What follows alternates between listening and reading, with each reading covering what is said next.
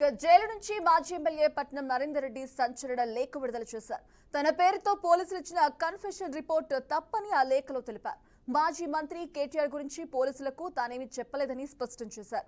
పోలీసులు తన నుంచి స్టేట్మెంట్ తీసుకోలేదన్నారు. రిమాండ్ రిపోర్ట్ లో ఏముందో తనకు తెలియదన్నారు. తన అడ్వకేట్ కోరితే రిమాండ్ రిపోర్ట్ ఇచ్చారని లేఖలో ఉన్నట్లు సమాచారం. ఇదే విషయానికి సంబంధించి మరి లైవ్ అప్డేట్స్ మా కరెస్పాండెంట్ భాస్కర్ అందిస్తారు.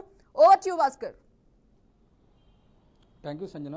ఏదో కొడంగల్ మాజీ ఎమ్మెల్యే పట్నం నరేందర్ రెడ్డికి జైలు నుంచి ఒక లేఖ విడుదల చేశారు.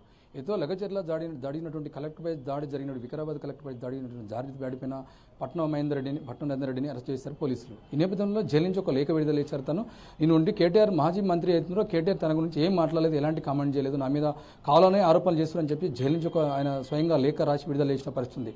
అది రిమాండ్ రిపోర్ట్ కూడా ఎలాంటి వాస్తవం లేదు. రిమాండ్ రిపోర్ట్ నేను అడగలేదు. ఒకవేళ మా అడ్వకేట్ అడిగితే ఇచ్చారు తప్ప దాంట్లో ఏముందో తెలియదు, నేను ఏం రాసిన కూడా తెలియదు అని చెప్పేసి పోలీసులు అబద్ధం చెప్తారని చెప్పేసి నరేందర్ రెడ్డి ఒక లేఖలో పేర్కొన్న పరిస్థితి.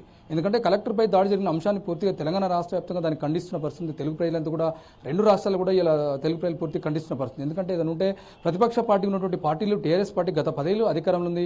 ఎలాంటి దాడులు జరగకుండా ప్రతిపక్ష పార్టీ ఆ పార్టీలు ఎప్పుడున్నా కూడా అట్లా ఉన్నటువంటి పరిస్థితి.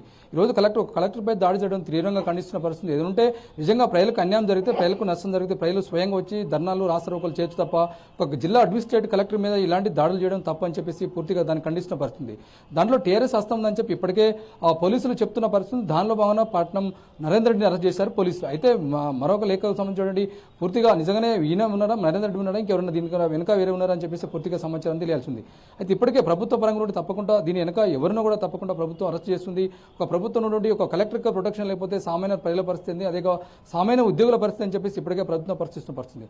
గత 10 ఏళ్ల పాటు కూడా పూర్తిగా ఎవరిని కూడా దాడులు జరగకుండా ప్రతిపక్ష పార్టీ నుండి అప్పుడు కాంగ్రెస్ పార్టీ కావచ్చు, బీజేపీ పార్టీ తప్పకుండా ఎప్పుడు కూడా దాడులు జరగలేదు. ఇలాంటి అంశాన్ని ఒక కలెక్టర్ పైన దాడి జరుగుతుంది ఎట్లా చూస్తామని చెప్పి సీరియస్గా చూస్తున్న పరిస్థితి. ఆ నేపథ్యంలోనే నేను ఎప్పుడు కేటీఆర్ గురించి ఏం మాట్లాడలేదు, వీళ్ళు కావాలనే పోలీసులు అడ్జస్ట్ అని చెప్పి పట్నం నరేందర్ రెడ్డి చెప్పడం జరుగుతుంది. సంజన.